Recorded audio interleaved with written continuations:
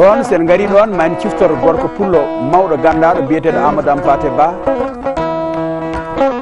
Amadou Hampâté Bâ wi fulɓe ko raneɓe so tawi ɓe goni koye nder Afrique ɓe kodde leƴƴi ɓaleɓe koɓe raneɓe. O wi kono noon so tawi kadi ko Europe ɓe goni ɓe gonde leƴƴi Europe leƴƴi daneji ɗi on saaha fulɓe kadi ko ɓaleɓe. wadde ma en laaƴo ɗon ƴeewen ko yiɗi wiide. Ko yiɗi wiide ko sa naati e nder leñol fulɓe ngol aɗa yiya ɗum won hen ɓe garata jiya ɓe dawni ha mbawa jaggude haqqille ma oɗo kay koye arabeɓe tigui o jeeya. Kono ma woode mo jiiɗa tawana ɓawli ha miijoɗa mataw koye serraɓe ni o jeeya.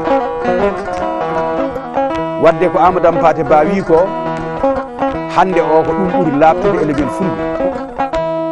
Raneɓe nane mabɓe raneɓe ha dawnital, woɗeɓe nane mabɓe wojjuɓe nanduɓe sapalɓe, kono ɓaleɓe kurum ha jogui ɓaloyol ɓaleɓe Afrique naɓe heddiɓe ɓene kay ina e mabɓe.